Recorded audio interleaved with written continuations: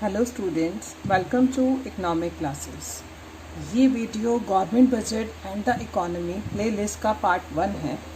इस वीडियो में आज हम ये सीखेंगे कि बजट क्या होता है और इसके क्या ऑब्जेक्टिव्स हैं, कि बजट होता क्या है। सबसे पहले हम बजट की बात करते हैं कि बजट क्या होता है। बजट जो वर्ड है ये फ्रेंच वर्ड से लिया गया है, फ्रेंच वर्ड बुजेट से, फ्रेंच वर्ड बुजेट से लिया गया है बच्चों। बुजेट का मीनिंग होता है लेदर बैग। हमारे इसका मतलब होता है लेदर बैग, लेकिन जो हमारे लिए जो हमारा बजट वर्ड है, हमारे कॉन्स्टिट्यूशन में बजट वर्ड का यूज ही नहीं है, पूरे के पूरे कॉन्स्टिट्यूशन में कहीं भी। जो हम बजट बनाती है गवर्नमेंट, बजट का मतलब होता क्या है वैसे तो, कि एस्टिमेट करना अपने एक्सपेंडिचर्स को, अपने रेवेन्यू को। और ये फ्रेंच वर्ड से लिया गया एक वर्ड है जिसका मीनिंग होता है लेदर बैग। इस बजट वर्ड को हमारे कॉन्स्टिट्यूशन में कहीं भी यूज नहीं करा गया बच्चों, कहीं भी नहीं लिखा हुआ है। तो इसको लेकर आपको इतना हैरान होने की ज़रूरत नहीं है। हमारे यहाँ पर बजट की जगह पर हमारे कॉन्स्टिट्यूशन में जो यूज़ होता है नाम, उसको कहते हैं हम एनुअल फाइनेंशियल स्टेटमेंट। और इस चीज़ की बात हमारे कॉन्स्टिट्यूशन के आर्टिकल 112 में करी गई है, ठीक है, 112 में करी गई है। तो और जो ये बजट होता है, ये बजट हमारे देश में हर साल, हमारे जो फाइनेंस मिनिस्टर होते हैं, ठीक है, वो इसको पार्लियामेंट में जो है वो पेश करते हैं हर साल इसको। अब इसका मतलब क्या होता है, अब हम इसको एक डिटेल में समझेंगे कि बजट होता क्या है। उसको मैं आपको एक एग्जांपल से समझाती हूँ। मान लो एक मोहन एक पर्सन है, ठीक है, मोहन है, घर में उसकी वाइफ है और उनके दो जो हैं बच्चे हैं, ठीक है, एक गर्ल है और एक बॉय है। ये उसकी फैमिली है, फैमिली ऑफ मोहन। जो उसकी वाइफ है वो हाउस वाइफ है, वो घर का काम देखती है, ठीक है, बच्चे स्कूल में पढ़ रहे हैं। मोहन जो है वो एक अकेला पर्सन है घर के अंदर जो अर्निंग करता है, वो एक अकेला पर्सन है जो अर्निंग करता है, ठीक है। अब वो अर्निंग करता है, मान लो उसकी जो सैलरी है वो है 30,000। कहीं पर उसने कुछ इन्वेस्टमेंट कर रखी है तो उस इन्वेस्टमेंट से उसको 10,000 के आसपास उसको जो है वो इंटरेस्ट वगैरह मिल जाता है। यानी कि वो टोटल जो है मंथली वो 40,000 अर्न करता है, ठीक है, मंथली वो 40,000 जो है वो अर्न करता है। अब इस 40,000 में उसने घर में, ठीक है, उस घर में उसका राशन भी आना है, ठीक है, उसने वहाँ पर बच्चों की फीस भी देनी है, घर में उसने गाड़ी है तो पेट्रोल वगैरह का खर्चा भी बियर करना है, ठीक है, वाटर का, इलेक्ट्रिसिटी का बिल है वो सब भी उसने पे करना है। इसी तरह से उसने अगर कोई मोबाइल है घर में तो मोबाइल के बिल वगैरह भी उसने चार्ज करने हैं हर महीने। तो ये वो सारे खर्चे हैं जो उसको मैनेज करने हैं अपने इस 40,000 की इनकम में। वो क्या करता है, मोहन जो है वो मोहन क्या करता है, एक एस्टिमेटेड अपना रेवेन्यू, उसने अपना एस्टिमेट करा कि भाई मेरा इतना एस्टिमेटेड रेवेन्यू है, और इस एस्टिमेटेड रेवेन्यू के लिए वो हर आने वाले अगले महीने के लिए अपने एस्टिमेटेड एक्सपेंडिचर का भी डिटेल बनाता है कि भाई मेरे को क्या खर्चे करना है, क्योंकि कुछ तो उसको सेव भी करना है। तो मंथली बेसिस पर वो हर महीने जो है एक बजट बनाएगा अपना एवरी मंथ, और अपने घर को चलाएगा।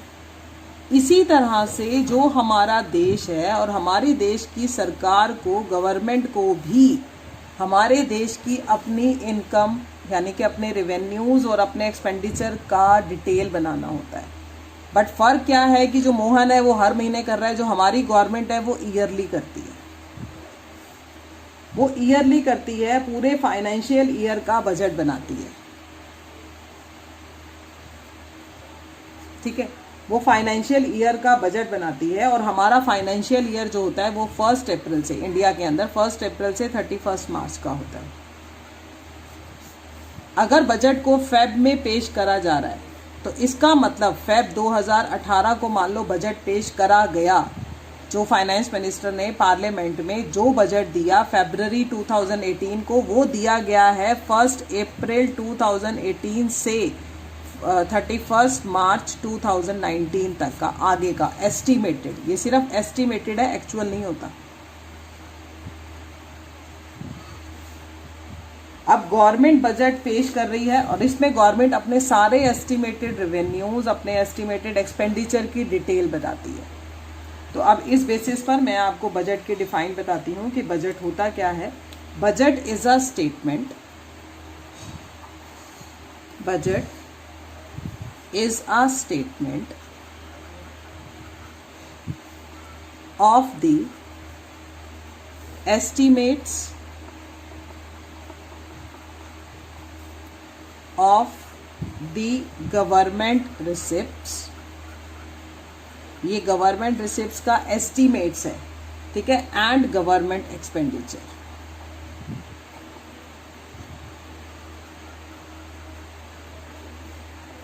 ड्यूरिंग द पीरियड ऑफ, मैंने अभी बताया आपको 1 साल के लिए होता है, during the period of financial, जिसको आप फिजिकल भी बोलते हैं, फिजिकल ईयर, ठीक है, रन्स फ्रॉम, ये कब से कब तक चलता है, runs from 1 April to 31 March.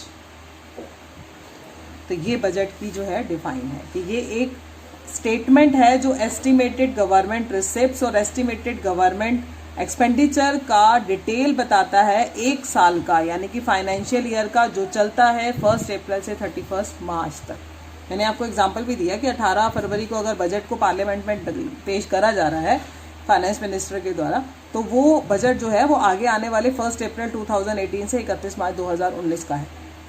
Clear है ये बात। अब इस बजट के अंदर पास परफॉर्मेंस की भी थोड़ी बहुत डिस्कशन करी जाती है कि जो पिछला साल निकल गया वहाँ हम कितने कामयाब रहे, जो हमने रिवेन्यूज एस्टिमेट किए थे या जो हमने एक्सपेंडिचर एस्टिमेट्स किए गए थे उनका भी थोड़ा बहुत डिटेल बताई जाती है, बट इतनी ज़्यादा उसके बारे में फोकस नहीं करा जाता है, ठीक है। तो हम आगे चलते हैं। अब कि ये बजट के बारे में मैंने आपको बताया बजट क्या होता है और किस तरह से ये पेश किया जाता है। अब बजट के बारे में ना आपको जो बातें ध्यान रखनी है, यानी कि वो उसके फीचर्स क्या क्या है। पहला कि ये होता है it is an estimate,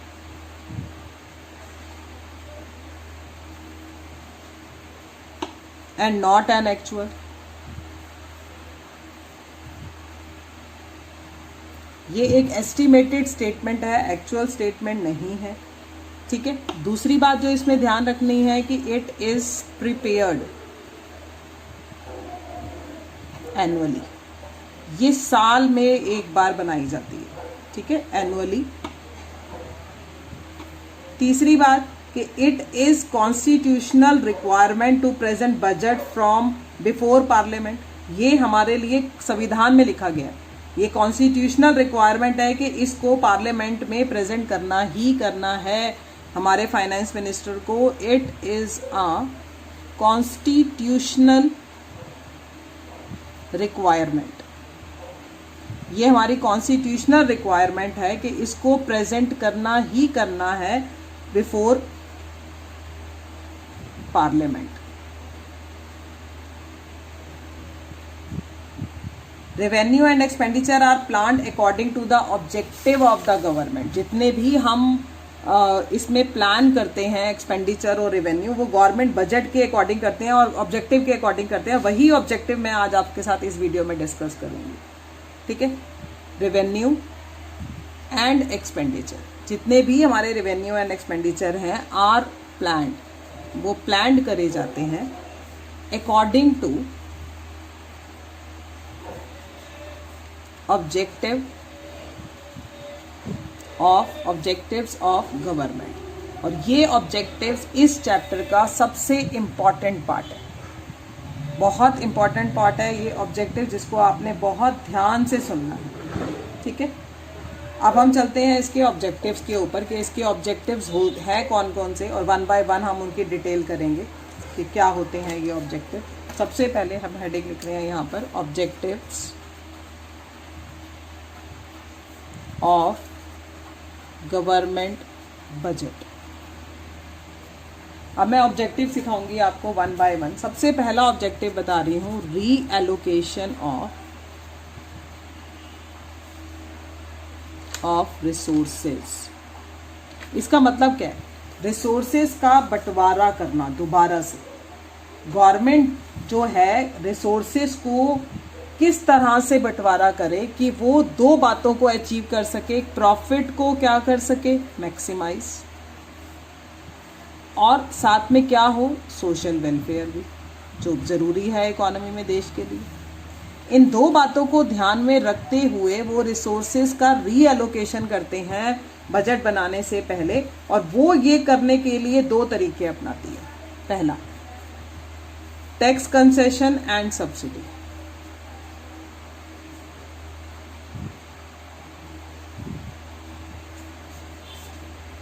government चाहती है कि ये वाले रिसोर्सेज जो हैं, इस टाइप की रिसोर्सेज को हम लगाएं, किसी किसी जगह पर जाकर हम उसको लगाएं रिसोर्सेज को, जिससे वहाँ के लोगों का भी काम मिले और इकोनॉमी के अंदर और ज़्यादा इम्प्रूवमेंट हो। तो वो क्या करती है, गवर्नमेंट टैक्स का कंसेशन दे देती है।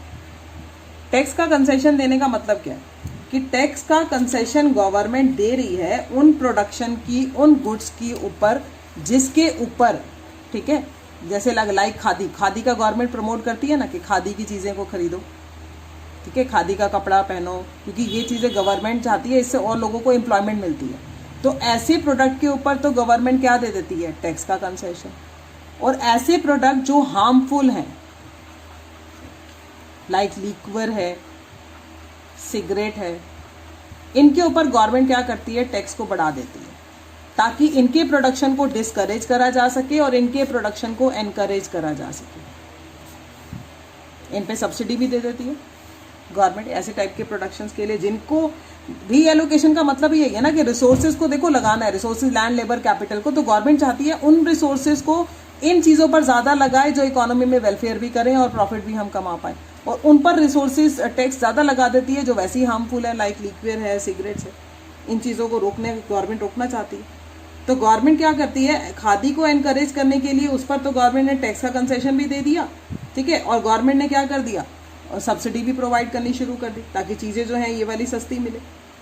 और अगर गवर्नमेंट को लगता है कि प्राइवेट वाले जो हैं इस चीज़ में इनिशिएटिव ज़्यादा लें, तो प्राइवेट वालों को ही तो ये ऑफर करे जाते हैं, टैक्स कंसेशन का भी और सब्सिडी का भी। और जो गवर्नमेंट को लगता है कि ज़्यादा हार्मफुल है देश के लिए वो प्रोडक्ट, लोगों के लिए वो प्रोडक्ट, उससे सोशल वेलफेयर नहीं होता है, वहाँ पर टैक्स को गवर्नमेंट राइज कर देती है ताकि उसके प्रोडक्शन को रोका जा सके।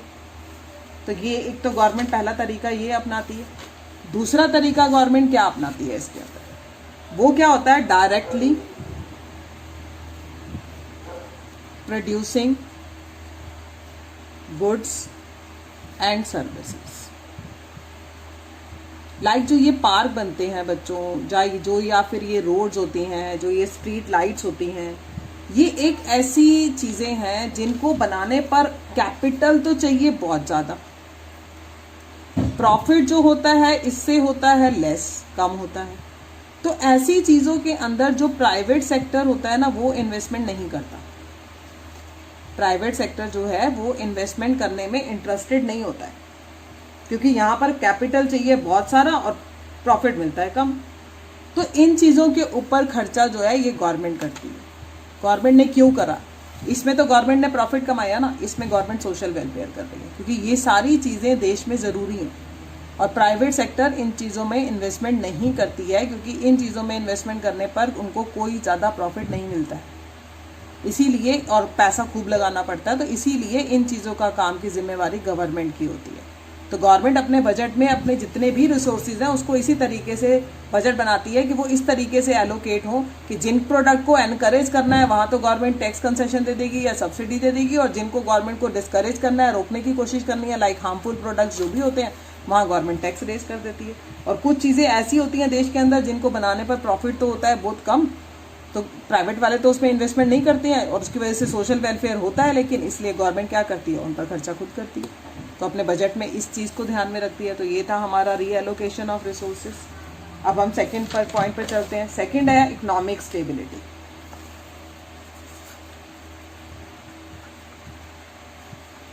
इकोनॉमिक स्टेबिलिटी का मतलब क्या होता है? आपको पता है ये हमारा ट्रेड साइकिल का मैंने ये डायग्राम बनाया है। आपको पता है जो ये कंडीशन होती है ये बूम की कंडीशन होती है और यहाँ पर इन्फ्लेशन आता है देश में, और जो ये नीचे वाली कंडीशन है ये डिप्रेशन का पीरियड कहा जाता है, इसमें डिफ्लेशन आता है। अब देश में देखो ये सिचुएशन भी नहीं चाहिए, ना तो इन्फ्लेशन चाहिए ना हमें डिफ्लेशन चाहिए।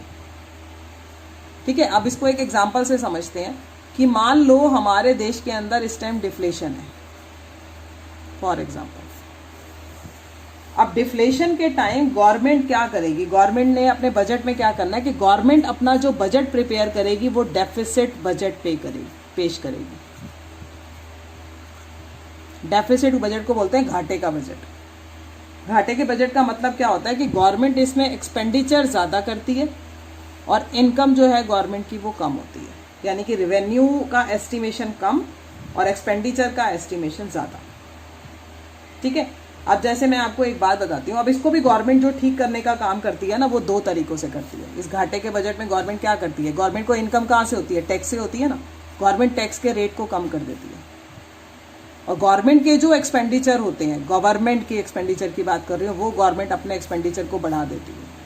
अब इसको समझते हैं। मान लो अभी मेरी इनकम थी 100 रुपये, ठीक है, 100 रुपये के ऊपर अभी तक मैं सरकार को 20 रुपये का टैक्स दे रही थी और 80 रुपये मेरे पास डिस्पोजेबल इनकम बचती थी जो मैं खर्च करा करती थी इकोनॉमी के अंदर।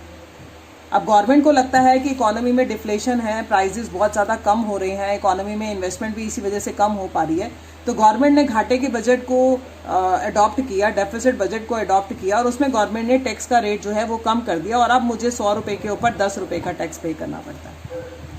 अब यानी कि मैं कितने खर्च करूंगी इकोनॉमी में? 90। जैसे ही मैं 90 रुपये गवर्नमेंट इकोनॉमी के अंदर खर्च करूंगी, ठीक है, इनकम, तो अब जरूरी बात है मैं 90 रुपये से अपनी डिमांड को पहले से क्या करूंगी? ज़्यादा। डिमांड ज़्यादा होएगी तो क्या ज़्यादा होएगा? प्रोडक्शन। आपने नेशनल इनकम का चैप्टर भी कर लिया, अब तो आप सारा साइकिल समझ सकते हो। डिमांड ज़्यादा, प्रोडक्शन ज़्यादा, तो एम्प्लॉयमेंट ज़्यादा, लोगों को काम मिलना शुरू हो जाएगा। जैसे ही काम मिलना शुरू हो जाएगा लोगों के पास पैसा आने लग जाएगा, लोग और ज़्यादा डिमांड बढ़ाने लग जाएंगे और जैसे ही डिमांड बढ़ती है, आपको पता है डिमांड के बढ़ने पर प्राइस हमेशा राइज होता है। प्राइस राइज होगा और हम किस कंडीशन पे आ जाएंगे? इन्फ्लेशन से हम ऊपर जाने लग जाएंगे, रिकवरी करने लग जाएंगे। ये तो हो गया गवर्नमेंट ने इनकम साइड से। अब गवर्नमेंट ने अपने एक्सपेंडिचर को बढ़ा दिया। मान लो एक्सपेंडिचर को बढ़ाने का मतलब गवर्नमेंट ने रोड बनाने के काम ज़्यादा करने लग गई, गवर्नमेंट ब्रिजेस बनाने लग गई ज़्यादा। ऐसा करने से क्या होगा? लेबर जो है वो ज़्यादा अपॉइंट होएगी, लेबर ज़्यादा एम्प्लॉयड करनी पड़ेगी। जैसे ही लेबर ज़्यादा एम्प्लॉयड होएगी वो क्या कमाएंगे? इनकम। वो इनकम अपनी बढ़ा पाएंगे, वो अपनी इनकम बढ़ा पाएंगे तो फिर वो क्या बढ़ाना शुरू कर देंगे? डिमांड। फिर वही बात आ गई कि डिमांड जैसे ही बढ़ेगी तो प्राइस भी क्या होंगे? इकोनॉमी के अंदर बढ़ जाएंगे, क्योंकि डिफ्लेशन के टाइम पे प्राइसेस क्या थे? बहुत कम थे, तो प्राइसेस क्या होने लग जाएंगे? बढ़ने लग जाएंगे। तो ये होता है एक तरीका गवर्नमेंट का इकोनॉमी में स्टेबिलिटी लाने का थ्रू बजट। ये गवर्नमेंट का ऑब्जेक्टिव है कि अगर डिफ्लेशन होगा तो गवर्नमेंट डेफिसिट बजट को अडॉप्ट करेगी। और ये होता क्या है ये मैंने आपको समझाया। अब इसका उल्टा चल लेते हैं। अगर मान लो इन्फ्लेशन है तो गवर्नमेंट सरप्लस बजट बनाती है, यानी कि ऑलरेडी मार्केट के अंदर ज़्यादा मनी सप्लाई है, पैसा बहुत है, तभी रेट बहुत हाई जा रहे हैं, अब रेट को हमें कम करना है, तो गवर्नमेंट सरप्लस बजट को अडॉप्ट करती है। सरप्लस बजट का मतलब अब गवर्नमेंट अपनी इनकम को ज़्यादा बढ़ाने की कोशिश करेगी और अपने एक्सपेंडिचर को गवर्नमेंट कम कर देगी। अब इनकम के लिए गवर्नमेंट क्या करेगी? टैक्स से ही तो कमाती है सबसे ज़्यादा पैसा, टैक्स को बढ़ा देगी। जैसे ही टैक्स बढ़ेंगे लोगों की डिस्पोजेबल इनकम क्या हो जाएगी? जो लोगों को खर्च करने के लिए चाहिए, कम। डिस्पोजेबल इनकम के कम होते ही क्या कम हो जाएगी? डिमांड। जैसे ही मार्केट में किसी चीज़ की डिमांड कम होती है तो बच्चों उसका प्राइस भी क्या हो जाता है?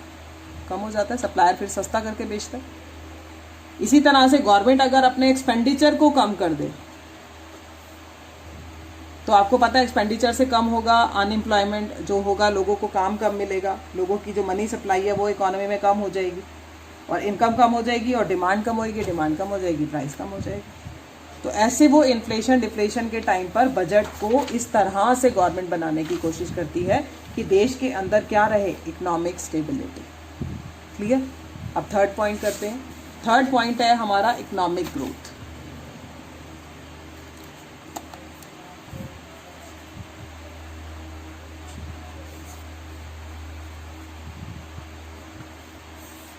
इकोनॉमिक ग्रोथ की बात करते हैं।